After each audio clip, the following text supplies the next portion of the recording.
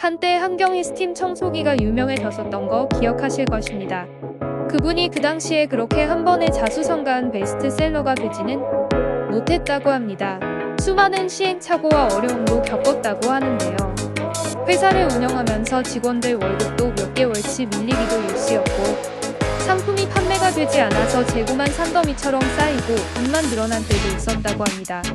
하지만 계속 반복하다 보니 해결의 실마리가 보였다고 합니다. 한 TV 홈쇼핑에 자신의 상품을 팔기 위해 출연을 했는데 전국에서 몰려드는 전화 공세에 야근도 하고 제품이 없어서 공급량이 딸려서 추가 생산도 밤샘 작업도 했다고 합니다.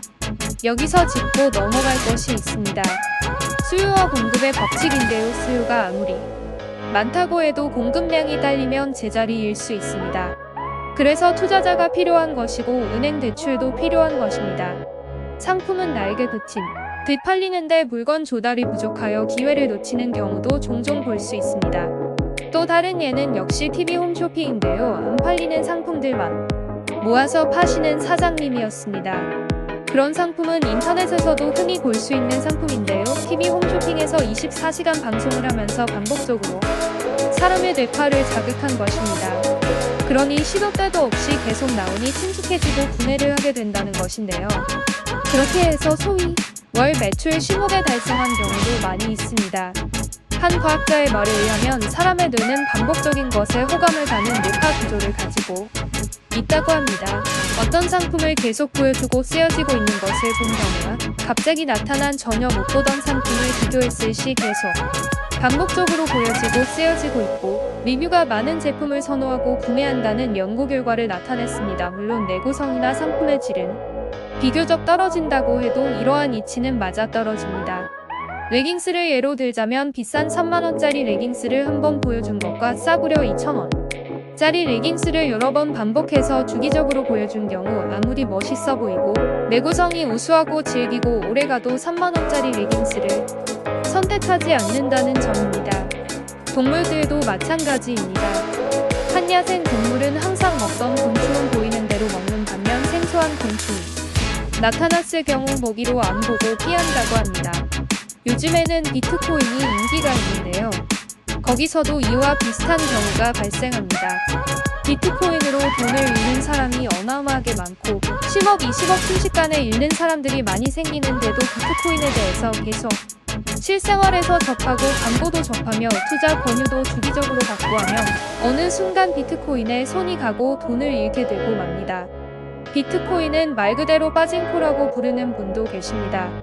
빠진코 하는 사람들은 돈을 못 벌고 빠진코 기계 운영자만 돈을 거둬들인다는 말입니다. 비트코인도 초창기에는 돈을 버는 분들이 있었습니다. 그러나 가면 갈수록 돈을 버는 사람의 숫자는 적어지고 거의 대부분이 돈을 잃게 되는 구조입니다.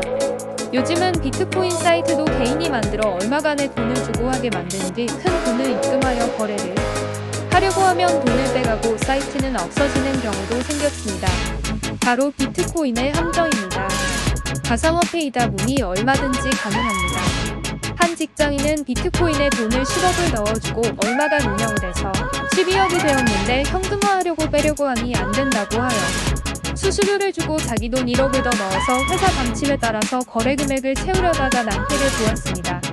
바로 함정에 걸려든 것입니다. 결국 2억의 수수료까지 포함해서 막대한 손해를 보고 사이트는 폐쇄된 것으로 전해집니다. 이와 같이 반복되는 어떤 함정에 걸려들면 돈을 잃는 것은 단 며칠이면 가능합니다. 그러면 이러한 반복적인 것에 손해를 보지 않으려면 어떻게 해야 할까요?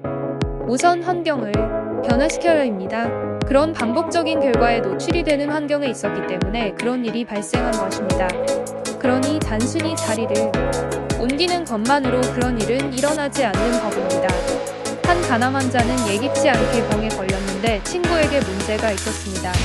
친구도 가남 환자였는데 여전히 알코올 중독으로 같이 얘기하고 밥도 같이 먹고 하다가 보충도 들어주는 처지에 놓이게 되고 결국 친구 따라 강남 간다라고 친구와 같은 병인 간암에 걸리게 된 것입니다. 현대병으로서 간암을 죽을 확률도 많지만 살아날 확률도 많이 있습니다. 그러나 직장인이라는 특수성 때문에 다시 재발한다는 보장은 있는 법인 셈입니다. 그 환경하에서는 그런 병이 생길 수 밖에 없는 상황인 것입니다. 아무튼 반복에 의해서 오고 오는 경우의 수가 존재하는데 올바르게 이해하고 대처하면 이러한 상황은 슬기롭게 극복할 수 있으리라 봅니다.